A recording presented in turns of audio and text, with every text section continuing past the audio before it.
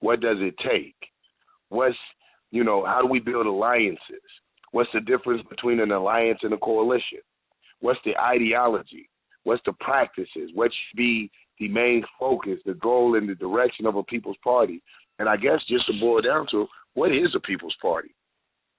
A lot of times we have a lot of parties that, we find this in when we study history from other organizations that had preceded us, even in when you find one of the disagreements that Fannie Lou Hamer had with Dr. Martin Luther King is in their organizations, their so-called parties, the leadership or the power was from the top down.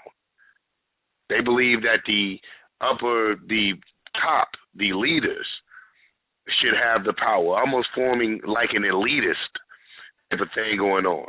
But we, the People's Party, we say that power comes from the people, so power is from the bottom up. It's the masses of people that elect their leaders. It's the masses of people that empower their leaders.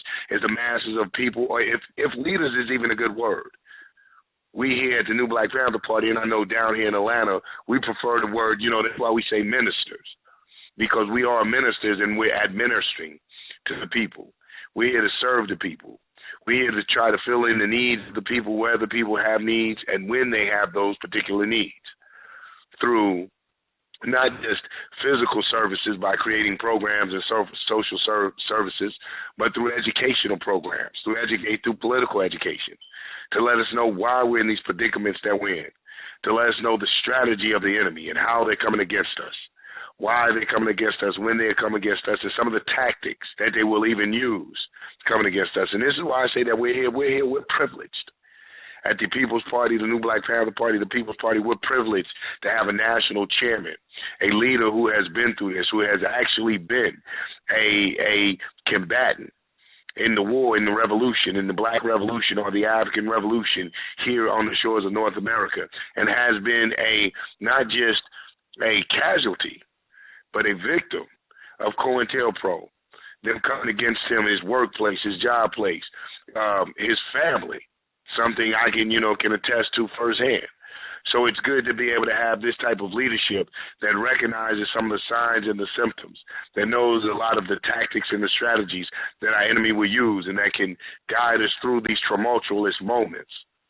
Because make no mistake, brothers and sisters out there, we are at a war.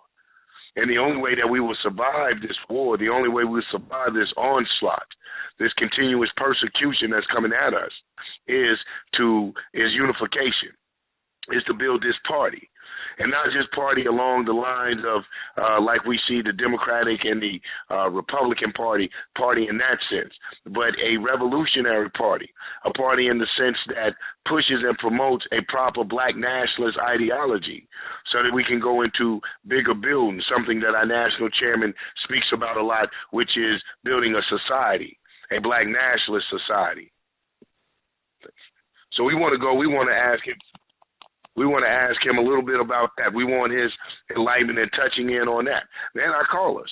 Remember, this is the People's Party. This is the people's voice. This is your opportunity out there listening to have your say, to put your comments, your critiques, and what you think in line, and what you think.